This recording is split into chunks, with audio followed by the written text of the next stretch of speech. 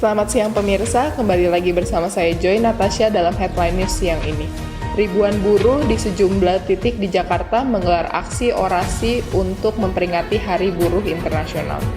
Sekarang kami sudah terhubung dengan dua reporter kami, yaitu Natasha Agustiawanti dan Vincentius Hendrian. Ya Natasha, bisakah Anda menjelaskan bagaimana situasi kondisi di lapangan saat ini? Baik, terima kasih Joy. Pemirsa, saat ini ribuan buruh sudah berkumpul di depan Monumen Nasional. Mereka melakukan orasi untuk menyuarakan tuntutan mereka kepada pemerintah.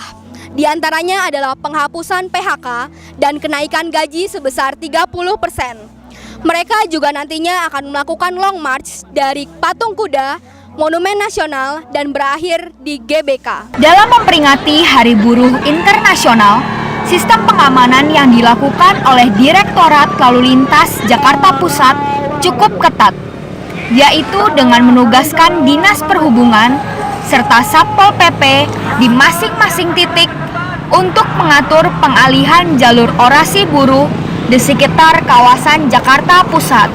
Untuk pengamanannya ya, masing-masing titik itu ada gabungan.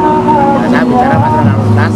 Nah, nanti untuk pengamanan bila buruh ini bergerak akan kita alihkan. Ya, terutama yang dari sana, yang dari selatan, Patung Kuda ini yang mengarah istana akan kita alihkan ke arah ke Merdeka Selatan.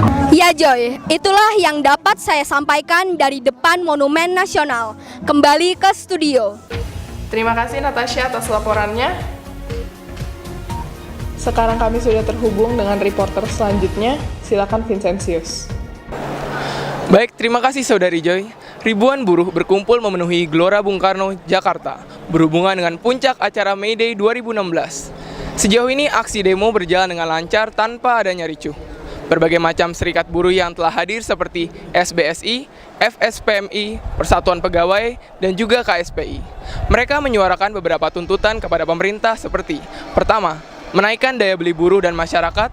Yang kedua, mencabut peraturan pemerintah nomor 78 tahun 2015 tentang pengupahan. Yang ketiga, menolak rancangan undang-undang tax amnesty. Yang keempat, penghapusan sistem kerja outsourcing. Hari ini saya bersama dengan Ibu Susi, salah satu anggota Federasi Aspek Indonesia. Baik Bu, kelompok Ibu itu berasal dari Aspek Indonesia. Itu bisa jelaskan Aspek Indonesia itu apa Bu? Aspek Indonesia itu salah satu konfederasi dan anggota konfederasi KSPI yang beranggotakan dari afiliasi-afiliasi yang terdiri dari retail, bank, media dan banyak lagi. Aspek sendiri berkantor di Jalan Condet di perumahan Geraha Indah Alam Raya.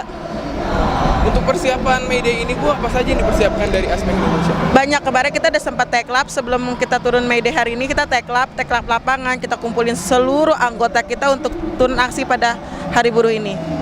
Oh, untuk pembandingan orasi pada tahun ini apakah lebih efektif daripada tahun lalu? Jauh lebih efektif daripada tahun kemarin karena lebih terarah. Oke, terima kasih Bu Susi. Saya Vincent Hendrian, kembali ke studio. Terima kasih rekan Vincentius atas laporannya. May Day tidak hanya diwarnai oleh aksi orasi para buruh. Di sisi lain, ada salah satu tokoh yang menarik perhatian masyarakat. Sosok tersebut adalah Presiden Perdamaian Dunia yang selalu hadir saat orasi berlangsung. Tahu nggak Presiden Perdamaian itu siapa? Tidak tahu. Apakah Bapak tahu Presiden Perdamaian? Kalau saya bukan yang nggak bilang nggak tahu, tapi bilangnya salah jawab. Jadi saya benar-benar nggak tahu. Kakak tahu nggak sih Presiden Perdamaian Dunia itu siapa? Enggak. Apakah Bapak tahu Presiden Perdamaian Dunia? Maaf, masa itu aku juga kurang tahu Mbak. Nggak tahu apa-apa Mbak. Sosok wanita fenomenal dengan dandanan yang trik, mengenakan pakaian sebar orange serta selempang bertulisan Presiden Perdamaian muncul di tengah aksi masa buruh yang sedang berorasi.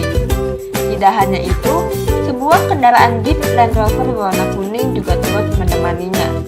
Wanita ini adalah Herawati Rinto Paeran.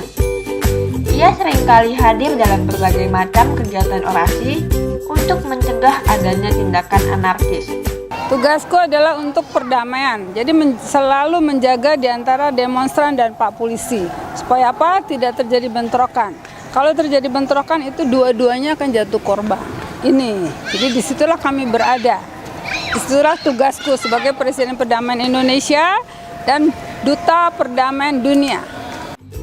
Ibu Herawati mulai melancarkan aksinya sebagai penegak perdamaian pada tahun 2002 saat terjadi serangan bom Natal.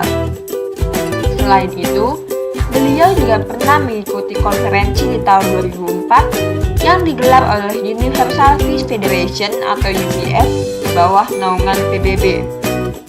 Setelah 2 tahun bergabung, ia akhirnya ditunjuk sebagai Duta Perdamaian Dunia. Saya Joy Natasha beserta kru yang bertugas pamit undur diri dan sampai jumpa di headline news selanjutnya.